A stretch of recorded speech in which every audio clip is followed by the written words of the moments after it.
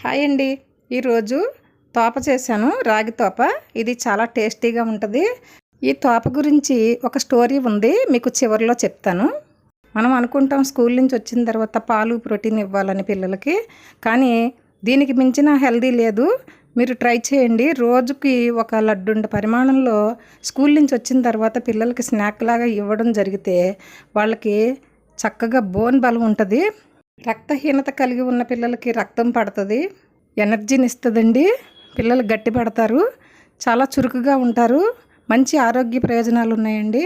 మరి వీడియో చివరి వరకు చూసి మీరు తప్పకుండా చేసి పెట్టండి. కావలసినవి చూద్దాం. కప్పు నిండా రాగిపిండి తీసుకోవాలి, కొంచెం తక్కువ చేసి బెల్లం తురుము తీసుకోవాలి, 4 టేబుల్ స్పూన్లు నెయ్యి, చిటికెడు సాల్టు, 3 చితగొట్టిన యాలకులు, అలాగే ఒక గుప్పెడు జీడిపప్పు అండి. ఇది ఆప్షనల్. ఇప్పుడు ఇవన్నీ తీసుకున్న తర్వాత ముందుగా ఒక గిన్నె తీసుకొని ఆ గిన్నెలోకి ఈ రాగిపిండి వేసుకోవాలి. దీనిలో వాటర్ వేసి కలుపుకోవాలండి. 1 కప్పున్నర వరకు నీళ్లు పడతాయి. ఒకసారి కలుపుకొని మళ్ళీ నీళ్ళు వేసుకుందాం. చిన్నప్పుడు స్కూల్ నుంచి వచ్చిన తర్వాత పెద్దవాళ్ళు పెట్టే స్నాక్ ఇదేనండి. ఇప్పుడు మనం కప్పున్నర నీళ్ళు వేసాము. పొడి అనేది లేకుండా కలిపేసుకొని పక్కన పెట్టుకోవాలి. ఇప్పుడు ఒక కళాయి పొయ్యి మీద హీట్ చేసుకొని దానిలో 2 టేబుల్ స్పూన్లు నెయ్యి వేసుకొని, నెయ్యి కరిగిన తర్వాత జీడిపప్పులు వేయించుకుందాం.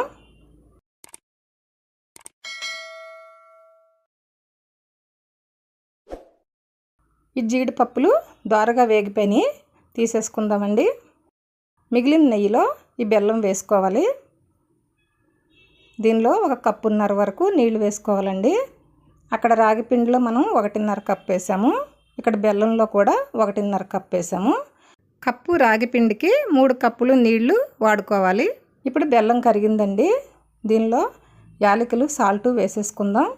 అలాగే కలిపినటువంటి రాగిపిండి కూడా ఒక్కసారి కలుపుకొని ఈ బెల్లం వాటర్లో వేసుకుంటూ కలుపుకుంటూ వేసుకోవాలి. ఎక్కడ కూడా ముద్దలు అనేది లేకుండా నాన్ స్టాప్గా కలుపుకోవాలండి. మీ ఇంట్లో మెచ్యూర్ అయినటువంటి ఆడపిల్లలు కానీ ఉంటే ఈ రాగి తోప చేసి పెట్టండి, లేదా ఒకరోజు రాగి పిట్టి చేయండి. రాగి పిట్టి కూడా నేను చేసి వీడియోలో పెట్టాను, అది వీడియో చివరిలో ఎండ్ కార్డులో ఇస్తాను, మీరు ఓపెన్ చేసి చూసుకోండి.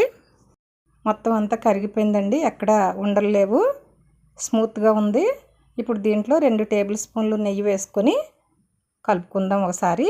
ఇక దీనిలో ఫైనల్గా జీడిపప్పులు కూడా వేసుకొని 1 నిమిషం పాటు కలుపుకుని స్టవ్ ఆఫ్ చేసుకోవాలి. ఇది తోపండి. మీకు స్టోరీ చెప్తానన్నాను కదా, ఇప్పుడు చెప్తాను. అత్తగారింటికి అల్లుడు కట్నం డబ్బుల కోసం వచ్చాడు. అల్లుడు వచ్చాడు కదా అని అత్తగారు తోప వండి, బాబు భోజనానికి ముందు స్వీట్ తిను అని చెప్పి స్వీటు పెట్టబోతుంటే, వద్దండి అత్తయ్య గారు, వద్దని చెప్పి చెయ్యి అడ్డు పెట్టాడు. అత్తగారు అల్లుడికి మరీ మొహమాటం ఎక్కువ అని చెప్పి ఇంకా బలవంతం చేయకుండా తీసుకెళ్ళిపోయింది. అలా అడ్డు పెట్టినప్పుడు చేతికి కొంచెం తోప అంటుకుంది. వేలుకి అంటుకున్నటువంటి తోపని నాకి చూశాడు అల్లుడు. చాలా టేస్టీగా ఉంది. మా అత్తగారిని వద్దని చెప్పేసి అన్నాను. సరే ఇంటికి వెళ్ళిన తర్వాత వీళ్ళ అమ్మాయిని వండి పెట్టమని అడిగి వండించుకొని తిందాం అని అనుకున్నాడు. సరే అక్కడ పని అయిపోయింది, బయలుదేరాడు. అయితే ఈ తోప మర్చిపోతానేమో అనుకుని తోప అనుకుంటూ వెళ్తున్నాడు. మధ్యలో ఒక చిన్న కాలువ దాటి రోడ్డు ఎక్కాలి. ఆ కాలువ దాటేటప్పుడు ఐసా అన్నాడు. ఇంకా కాలువ దాటగానే ఐసా అని ఎప్పుడైతే అన్నాడో ఈ తోపను మర్చిపోయి ఐసా అనుకుంటూ వెళ్ళాడు. ఇంటికి వెళ్ళిన తర్వాత భార్యని ఐసా వండమన్నాడు. ఐసా వండమంటే ఆమె తెలియదనింది.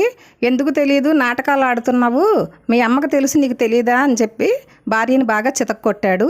ఇంతలో పక్కింటి వాళ్ళు వచ్చి ఏంటి గొడవ అని చూద్దామని వస్తే బాగా కొడుతున్నాడు. ఏంటి బాబు ఇలాగా నీ భార్యని తోప రేగొట్టావు, ఏం చేసింది అని అన్నారు.